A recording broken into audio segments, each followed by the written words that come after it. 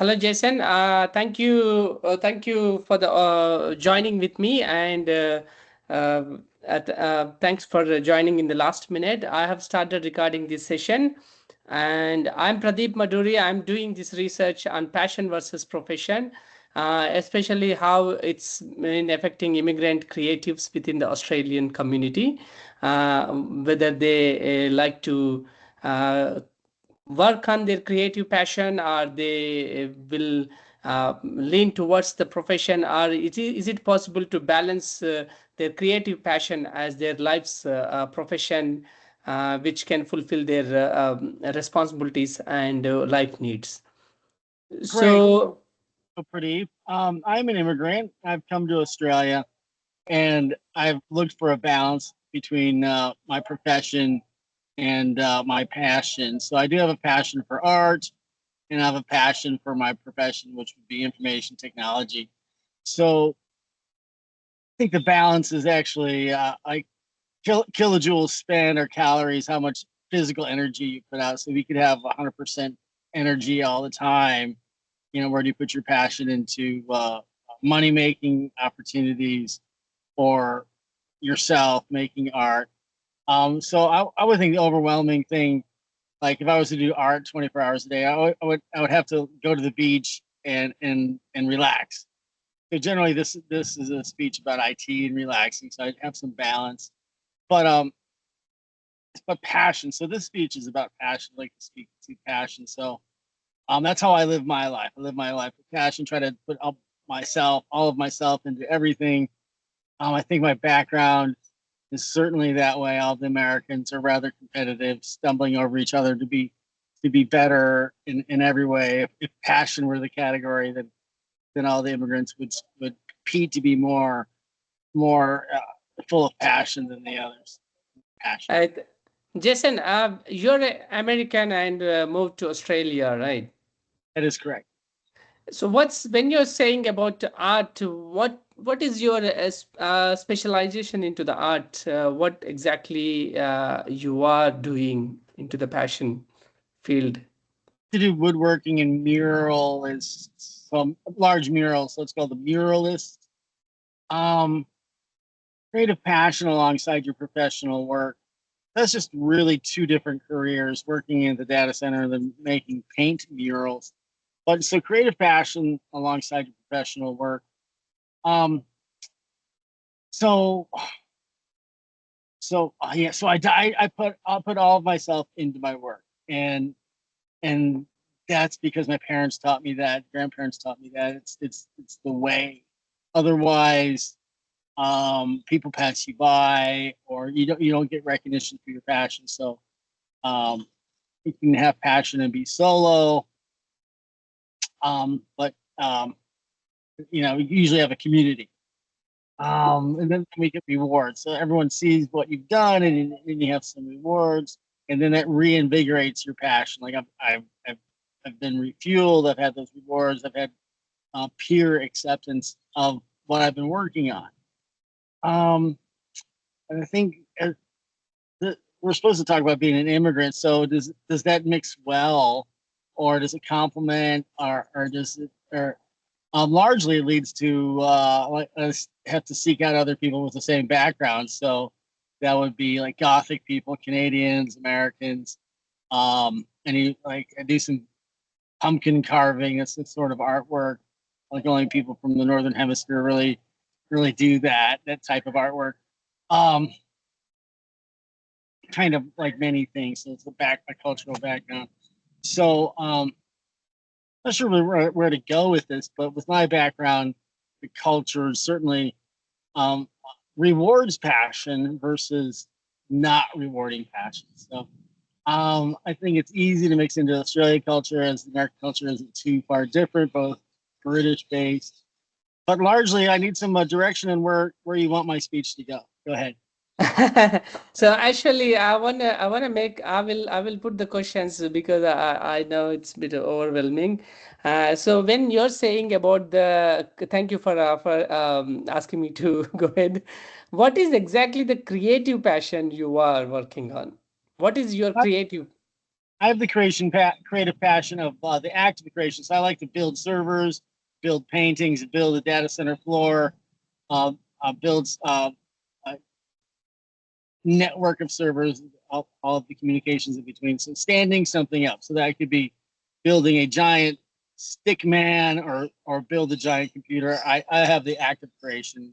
No, I I like to mean, do. you're on the star now, and are you looking for the acting? Like, what exactly you're on the star now for? I like to make things. Like on star now, you apply for acting roles, or you do like your profile is on star now, right? Yeah, yeah. So that star now is pretty specific to do acting roles. Yes, That's the that's norm. what we want to talk about that actually. Yes. All of that. I have Yeah. so many things going on.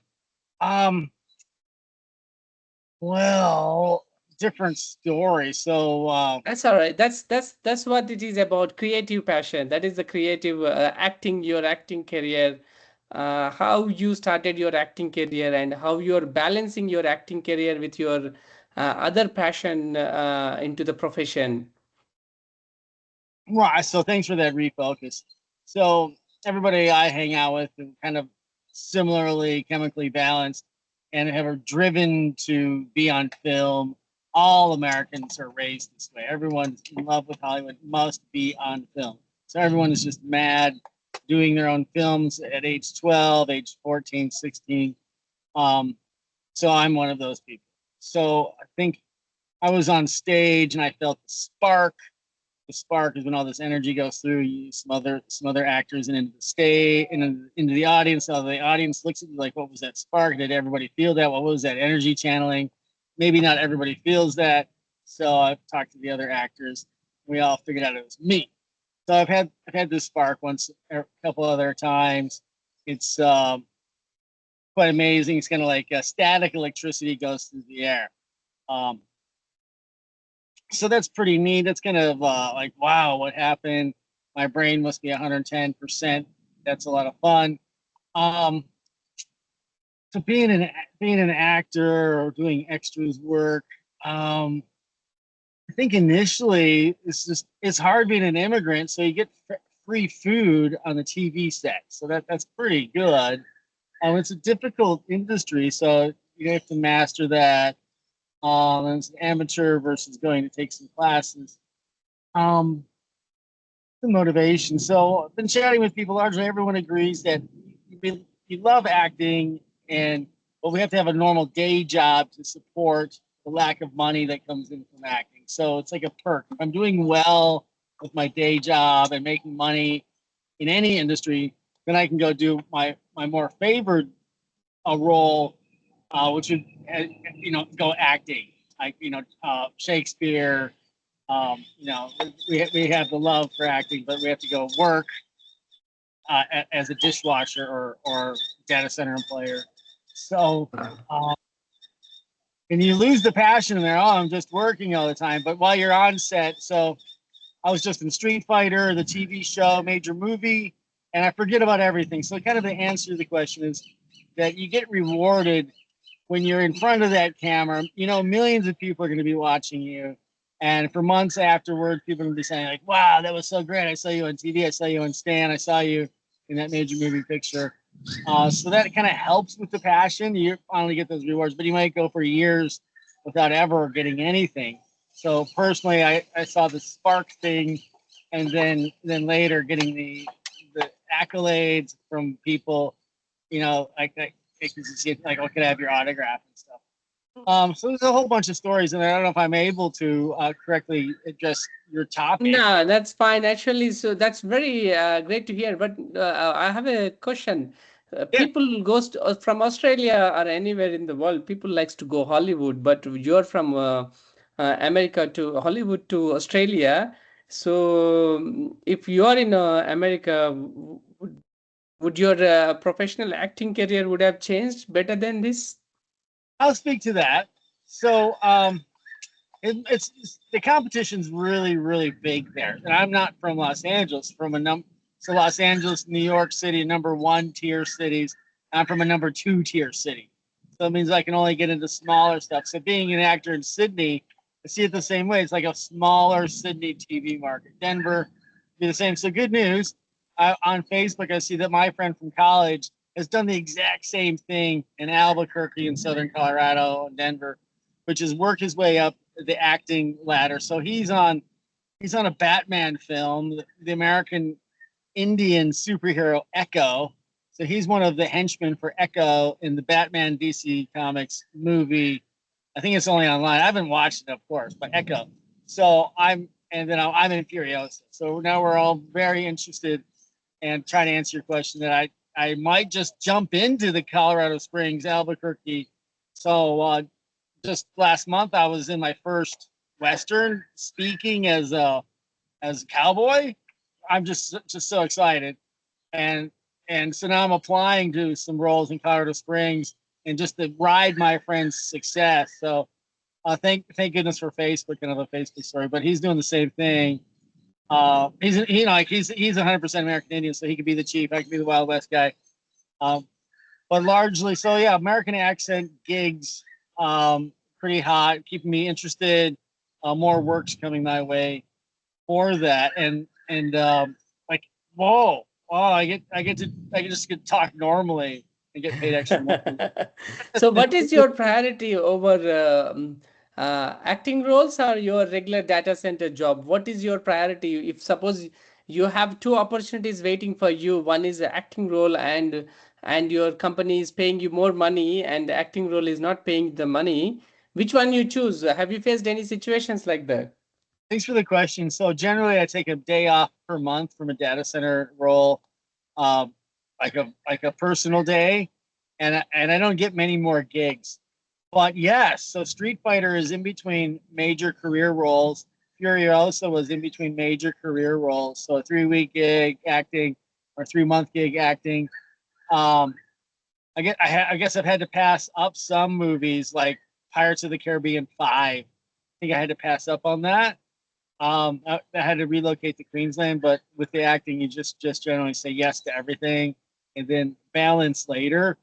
So with COVID, that worked out well with COVID because I could moonlight on set, um, and do a lot of auditions from home while I'm also working, um, and then having a support structure so everybody in your house also be mad for TV and help you with the auditions, help you get to the office. So support structure as well. Do So you? for this interview, I need to reveal that my spouse's TV agent is my success. It's who you know. So I just joined at the top of the agency. I met the agent, took off my shirt, showed my long hair, and I'm like, "Oh, are you in Motley Crue?" No, but I want to be. So that Motley Crue photo got me on. Got me on. Like, you need a good photo. So I, That's I good. do That's try to Yeah, look that's like. good to hear. Are you facing any emotional or financial impacts on you because of this creative conflict between your creative career and your professional career as a data center engineer?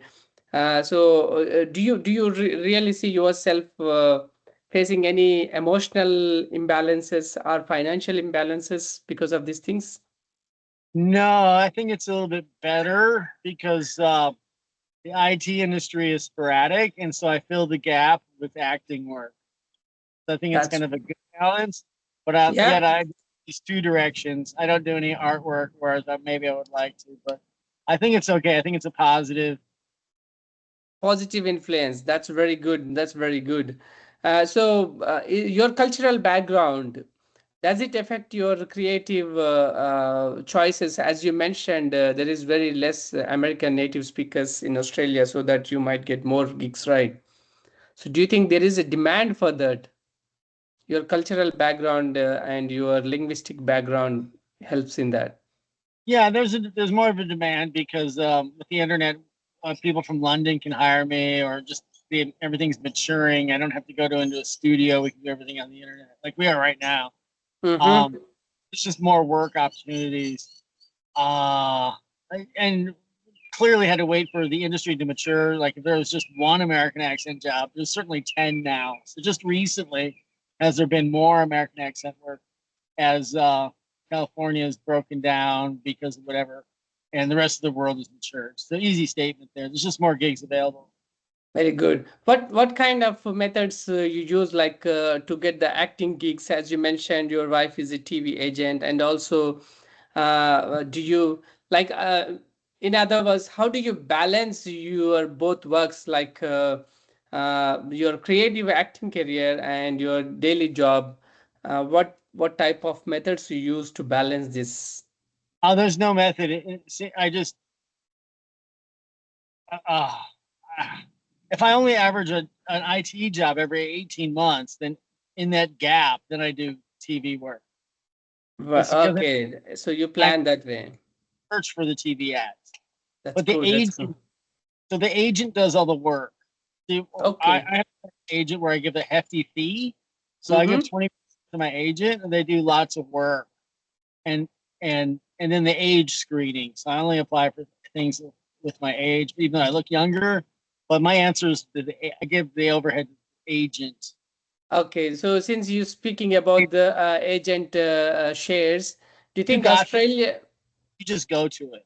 So I Yeah, didn't apply. Agent says, "Are you available? I know you take you. I'm available to 100% of everything." So my agent says knows that I'll go because I never say no. So I never say uh, no to the agent. that's a good point. You never say no for any gigs. Thanks. They just placed me. Sorry to talk over you. That's that's very good. That's very good. So, do you think Australia is very encouraging to the creative people in this country? Like as you are from Native American, multicultural, or diverse people, do you think they have more scope to grow in Australia? The Australian producers and film people are incredibly intelligent and turned on and do their research and know they're not just monoculture stuck in Australia. No, they have pretty broad mind. Yeah, so that is going to be a positive sign for the multicultural, diverse to people uh, to get more opportunities to grow, or is that a sign that because of they are broader minded, they restrict with the investments or funds? That's a leading question. If most of the jobs are beer commercials, then we're going to be stuck doing 4x Australian beer commercials. So I would love to do a Bollywood gig or something like that. But no, I haven't seen any much cultural things. It's mainly just insurance and automobile commercials. So kind of just for the paying gigs really. But the non-paying gigs are really great. There's horrors. There's a huge horror thing going on in Australia. Lots of horror films. Um, and so I think that there's strong multiculturalism there in the non-paying gigs. Non-paying things, yeah. That's not going to pay the bills, non-paying. Yeah. Unfortunately, yes. So, what is actually what are your long-term aspirations or goals into this life? So it's been pointed out to me that royalties. So I so Mr. Hambley, David Hambley is Thor's harpist in Love and Thunder. Thor's Love and Thunder, and he plays just harpist of Odin. Odin the god has a harpist, and so this film was shot in Australia. So David Hambley has had such a long career, and he made $30,000 last year in royalties. So that's from Oh, Fury Road, Furiosa, Thor: Love and Thunder, because he's been that successful. And that's cool. so So, that's cool, is to have royalties. So that's to be unlisted at IMDb. And every time Furiosa is shown, then I get it, whatever. But I don't get. I'm on nothing. So okay, that's your long-term goal to achieve royalties on your career. yeah, so that residuals it's called. So that's the goal. So, what do you think? How do you achieve that goal in Australia? Uh, What's the plans? so I just landed my first speaking role. That was unpaid. So bigger and better roles. Okay, so you keep doing the stuff then. You keep Yeah, accepting. yeah. How long you been in Australia? 20 years, my friend. 20 years. So, what kind of reflections you got? on your life from 20 years coming from America in this country. So, what is your life insights? Definitely live in a major city in addition to Australia. So if you can go live in Moscow, go live in Paris. A lot of people say don't move to Delhi, but like a major city, Yeah. like why like Tokyo, why just to see 20 million people? I've seen that in New York City. It gives you a fresh outlook as to what humans are capable of. You don't see that in Australia, so you won't be able to see the New York City life in Melbourne or Sydney. So, Um, do you think that with your experience, do you believe that immigrants in Australia can make their living with a creative passion? That's a loaded question. So yes or no. So the no would be no. You have to just do the one way, the one culture that is here. But no, there's so much opportunity in this undeveloped country. It's only been developed 50 years that with an overseas mentality of like you make what you are. Because like I guess in the Australian ethos, no, I wouldn't try to do a data center employee and be a television employee at the same time. Nobody would really do that. But I do have that passion, and I have some helpers that are also in the film industry. I think I'm all alone in the IT industry, but I was already doing that in America. But I definitely have some strong roots in the film industry in America too. So I went to art school with Trey Parker of South Park fame, and so motivated because of that guy we're neighbors. And so I'm like, why is my neighbor so much more successful than I am? But that's because his parents taught Hmm. like extra schooling. Okay. So, what kind of advice you're gonna give to emerging filmmakers, maybe from American culture, American background, or different country, different cultural backgrounds, if they are trying to achieve something in Australia in the creative industry while struggling for the life? What kind of advices you can provide?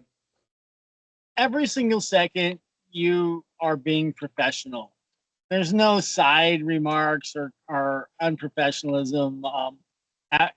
Efficiency, like like you're making Close Encounters of the Third Kind, the best movie ever, and every little second there's a videographer. Yeah, I like that. So everything that you're doing, there's actually somebody from the BBC filming the making of your film. So if you live your life that way, like wow, I've got my own videographer. Everything's really important. I think that I like that. You've helped me. I'll tell that to other people. Everything that you're doing actually is really important. Like, uh, do you need that fifth cigarette? I don't know. It's a terrible example.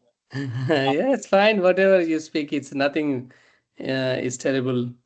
talking to this starlet who's got a degree in acting, and I forgot my lines, and there's 10 watching. That's an extreme example. That's wasting everybody's time. So definitely learn your lines. Don't make some snide comment about the bus driver. Let's just focus on the Western we're making, because there's a guy from the BBC filming us. Well, the making of the Western. Um, I kind of like that. I've seen that. Like when the BBC was there for Banish, the period settlement of Australia reenactment period film. Um, That's great. That's great. So you say to the people, just be professional and focus on mastering what you're doing. That's very great insight. like we're on live video because there's somebody filming us. Yeah, yeah. Consider as a Jason. I would like to ask you your consent. So, do you consent for me to publish this into the university, and later I will submit. I will post it on my social media. Do you consent for that? I do consent. I have friends at UTS, and I think today's content is high quality. Thank you. Thank you. And also, I would like to ask you, would you mind to share some of your working skills and which is from the acting and your work, or anything would you like to share with this uh, interview? I'm happy to provide in the campus, and I can also share on my social media and tag you for that.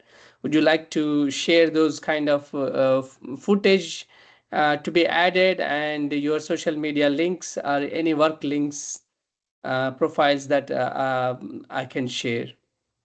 Oh, is that advice or video?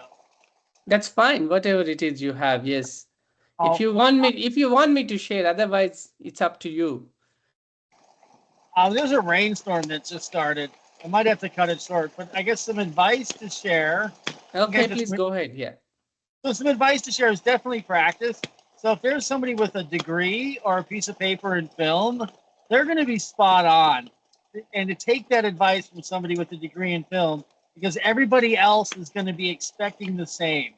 So if you look, if the advice is to look just over the camera or to look straight into the camera lens, just do that because somebody with a film certificate told you to do that. Don't second guess those sorts of people.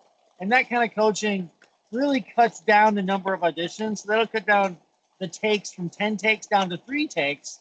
Mm-hmm. And that's kind of a lot. And so in my latest, I can share the online video. So I drove an hour and a half, and I get to the park, and he's like, "Okay, give us your Zoolander look." So on my third take, I did the Zoolander look, and I was the evil guy, and that was $200 for 5 minutes, and then I drove 90 minutes away. But That's a good that's one. nice. Yeah, we could share some links too. It's all the links in my Star Now Twitter. Yeah, Um, please do share them, whatever you want me to put it on here, or else. I'm And promoting. thank you. So I've got an invite to be in the Gold Coast for Fright Fest next Halloween. I'll be performing as the Joker, and we can Okay, put in that's great to hear, and congratulations, all the best on that. links. Thank you for your time, Jason. I really appreciate it that you have come in the last minute and joined to talk about your career and your passion, professional career, creative passion. I really am grateful for that. Thank you, Pradeep. Sorry I wasn't more prepared. I'm sorry I was No, late. that's fine. You have done very good for me. You have given enough information. Thank All you. right. I will be stop recording this one now. Yes. All right. We'll cross paths at UTS. Thank you. Very much. Thumbs up. Bye bye. Bye.